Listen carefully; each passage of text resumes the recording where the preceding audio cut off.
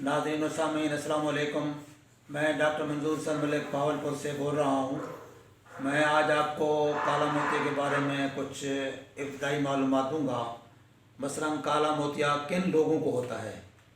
काला मोतिया दो किस्म का होता है, मैंने पहले भी बताया हुआ है आप लोगों को। एक होता है जिसमें दर्द होता है, दूसरा काला मोतिया होता है जिसमें कोई दर्द वगैरह नहीं होता और उसकी कोई ख़ास इलामात महसूस नहीं होती, लेकिन वो नज़र को डैमेज करता है आहिस्ता आहिस्ता। तो ये दूसरे किस्म का जो काला मोतिया है, इसको हम ओपन एंगल ग्लाकोमा कहते हैं या सिंपल क्रॉनिक ग्लाकोमा कहते हैं।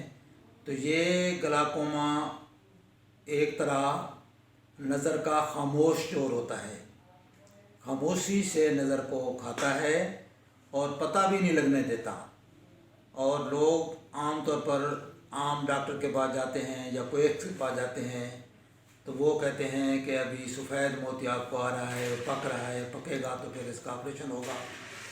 लेकिन जब नज़र ख़त्म होती है तो वो जब ऑपरेशन के लिए जाते हैं, किसी बड़े डॉक्टर के पास जाते हैं, तो वो उनको बताता है कि आपकी नज़र तो ख़त्म हो चुकी है। तो एक आँख इस तरह ज़ाया हो जाती है और दूसरी आँख भी बहुत ज़ाया हो चुकी होती है उस वक्त। तो फिर उसको पता चलता है कि मुझे तो काला मोतिया था। तो इस तरह ये नज़र का चोर इसे कहते हैं। नज़र को चोरी चोरी खाता है, नज़र को ऐसा ऐसा डैमेज करता है और मरीज़ को पता भी नहीं चलने देता। तो इस तरह का जो काला मोतिया है ये ज़्यादा ख़तरनाक है इस वजह से कि इसका मरीज़ को पता भी नहीं होता। तो ये आम तौर पर काला मोतिया जो है ये पाया जाता है आम तौर पर माइनस नंबर वाले लोगों में, मायोप्स में पाया जाता है। शुगर वाले मरीजों में भी ज़्यादा हो सकता है, या फिर ये फैमिली हिस्ट्री जिसमें हो काला मोतिया की, जिसके ख़ानदान में काला मोतिया हो, तो उन लोगों में ये काला मोतिया ज़्यादा पाया जाता है। इन लोगों को चाहिए जिनकी फैमिली में कोई बुज़ुर्गों में काला मोतिया था, वालदा को या वालिद को, तो उनको चाहिए कि अपना चेकअप 35 साल की उम्र के बाद, 40 के बाद रेगुलर चेकअप कराते रहें, ताकि उनमें अगर कोई इलामात ज़ाहिर होती हैं तो डॉक्टर उसका बर वक्त इलाज करें और उसको बर वक्त बचाएँ। तो इस किस्म का जो काला मोतिया है इसके लिए कई किस्म के इलाज मौजूद हैं। मसलन दवाइयों से भी हम इसको कंट्रोल रखते हैं। शुरू में आजकल SLT लेज़र भी अवेलेबल है। मैं आपको दिखाता हूँ कि हमारे पास ये SLT लेज़र मौजूद है। ये सामने इसको फोकस करें आप, तो ये SLT लेज़र है हमारे पास। तो इसके साथ हम शुआएं लगा के काला मोतिया को कंट्रोल कर सकते हैं।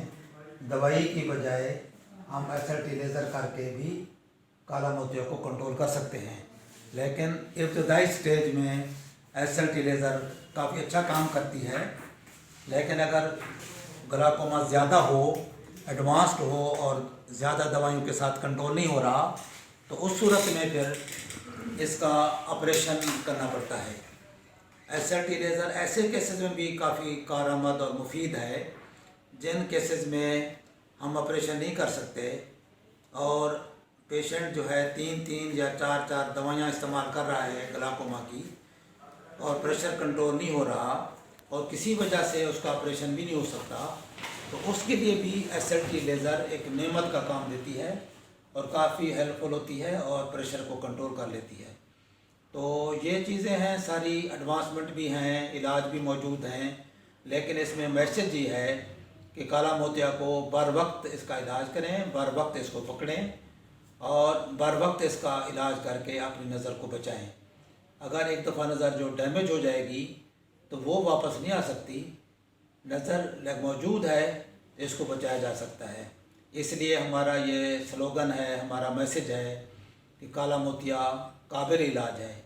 जिस तरह देखें आप शुगर का इलाज करते हैं, ब्लड प्रेशर का इलाज करते हैं, तो इलाज तो आप करना पड़ता है ना, लेकिन वो कंट्रोल हो जाता है। शुगर है दवाई से कंट्रोल रहती है और या इंसुलिन लगानी पड़ती है फिर भी कंट्रोल हो जाती है। ब्लड प्रेशर है तो वो भी दवाइयों से कंट्रोल हो सकता है और हो जाता है और आप उसको ज़िंदगी भर कंट्रोल रखते हैं।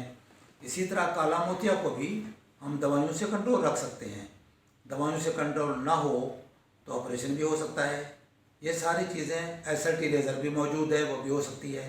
ये सारी चीज़ें अवेलेबल हैं और काला मोतिया काबिल इलाज है।